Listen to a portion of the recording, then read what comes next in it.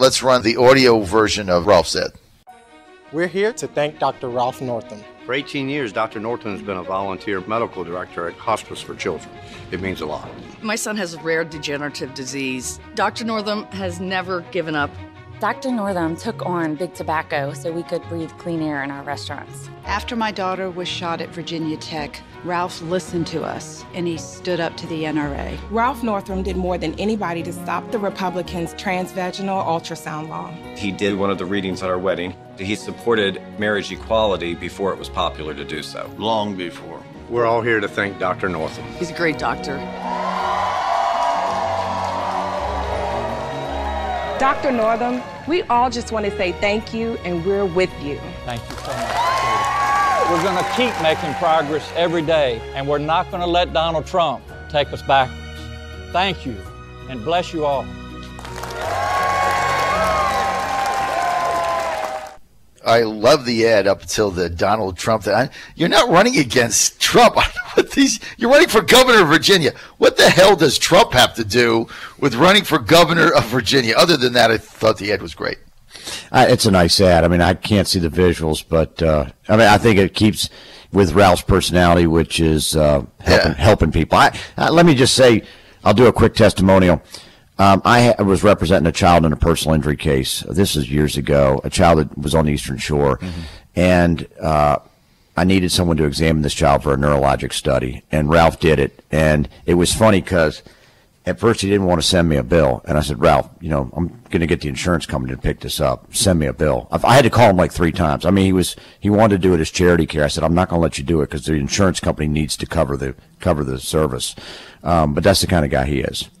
I love the ad. I love the concept as kind of the reintroducing Ralph Northam to the state, the thank you, Ralph type of thing, emphasizing that he's a doctor, the soft side of him.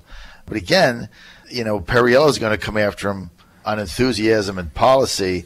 But how do you win this campaign running against the president when you're running for governor? I really don't get the strategy. Okay, I may be the first Democrat to say this, but I think at some point the whole anti-Trump thing has got to hit a wall. Okay, you got to have a vision about what you're going to do in whatever state or local office you're running for.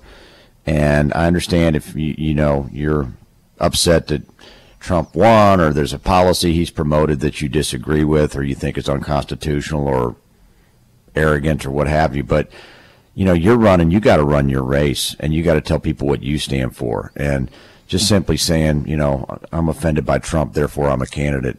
That's not enough. That's not even close to enough. And so I think at some point Democrats have to say what they're going to do and how they're going to represent people. And that's for candidates all the way down the line. And just doing the whole anti-Trump thing. I'm probably the first Democrat to say this, but it's getting old. It's time to talk about what we're going to do. You're right. I think you nailed it. And I think that's your party's risk right now. It's an easy way out, and I know it started with a big rally, the Pink Hat rally, where me and people showed up the Saturday after the Friday inauguration, and it's easy to do. But I think, like anything else, if you overplay something, it grinds, the gears start grinding. And I think that's really what you are now. It's starting to grind. Like, I thought this was a great ad by Ralph Northam, and then he ends it with Trump sucks. And I don't see where that's got anything to do with anything other than maybe he's trying to inspire that level of base. Now, obviously, I'm biased because I'm a Trump supporter, so I don't see it the same way. But I think you're right.